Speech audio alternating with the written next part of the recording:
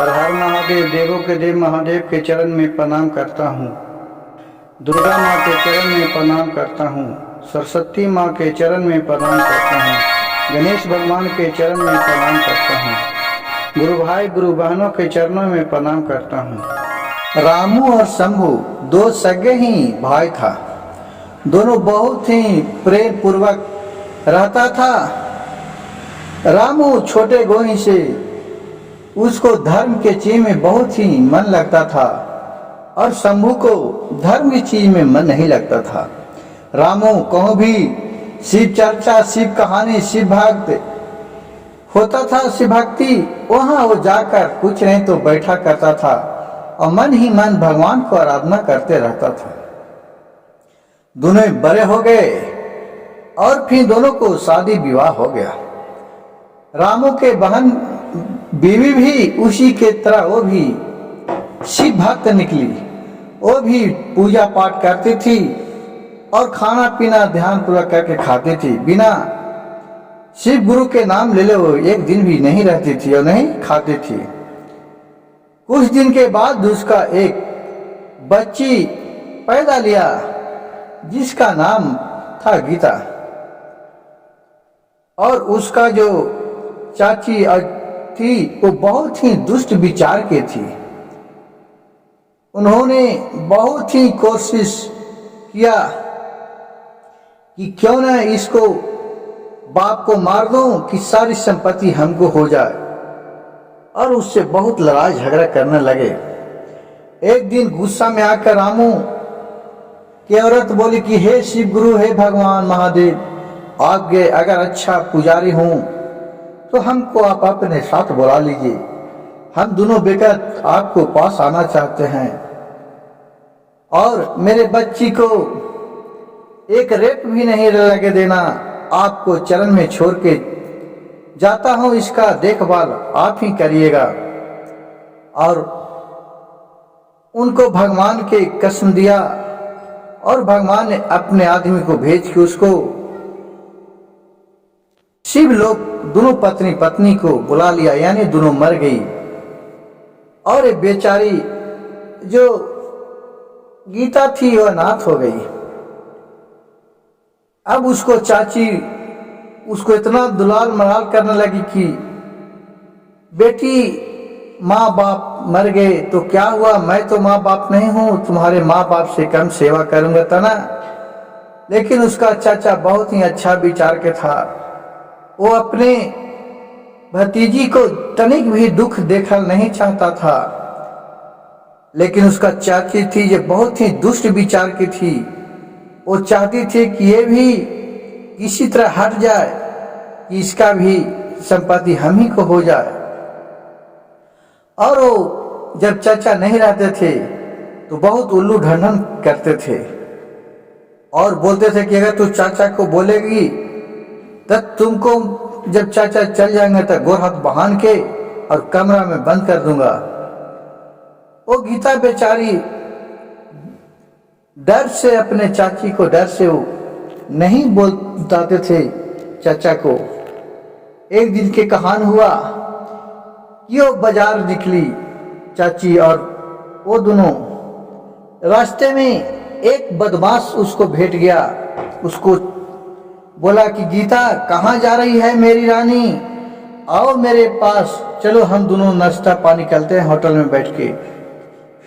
उस पर उसको चाची बहुत ही प्यार से उससे बात करने लगा। उस गुंडा से, बदमाश से बोला कि भाई क्यों तुम यहाँ परेशान कर रहे हो, जब तुमको नाश्ता पानी करना है तो मेरे घर चलाना, तुमको मैं खाना खिला देगी अपने हाथ से बना के।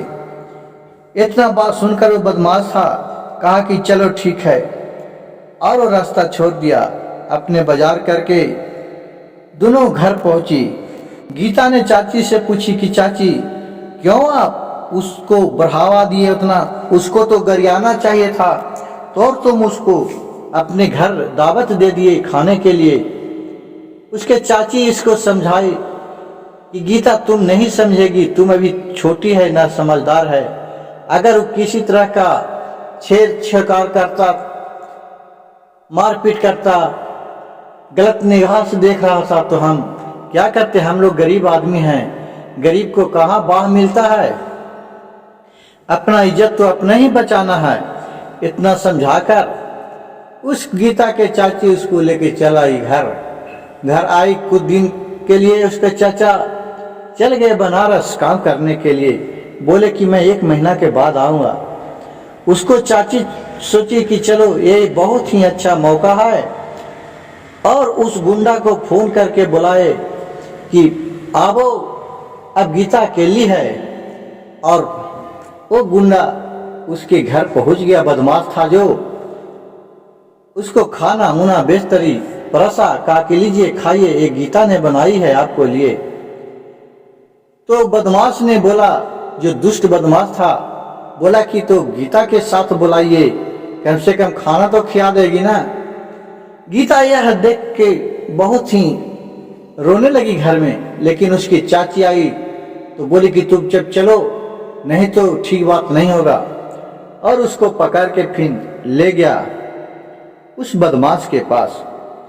वो बेचारी करे तो क्या करे, अगर कुछ बोलती है तो चाची और बदमाश मिलकर उसको मार पीट सकते थे। इसलिए वो डर से कहीं कि खाना खिलाई परस के, और खाना खा के वो बदमाश चला गया। फिर एक दिन उसकी चाची फोन करी है बदमाश को कि आ जाओ, 10 दिन और आने के लिए बचा हुआ है, मेरे पति को वो बनारस से चलावेंगे।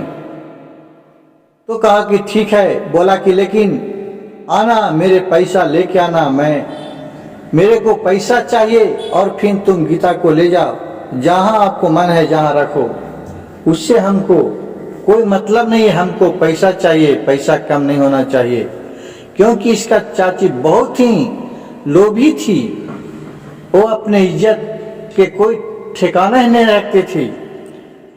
लेकिन बदमाश दुष्ट होता है।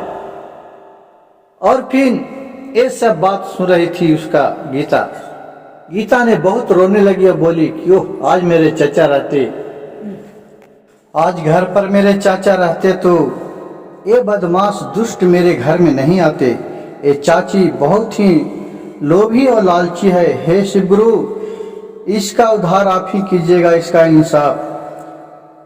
और शिव गुरु के अपने माता पिता के नाम लेके वो अपने घर से निकल दिया। कुछ पैसा रख लेती, वो पैसा लेके, और वहां से वो बस बैठी और ट्रेन बैठी और चल गया बम्बे जाकर इधर उधर भूखल भटक रही थी। शिव गुरु के महिमा कि एक बूढ़ा के और बूढ़ी के रूप धर के शिव भगवान ने एक वहां दुकान लगाए। देखे कि एक दुकान के पास गई और भूख से बेहोश होके गिर गई।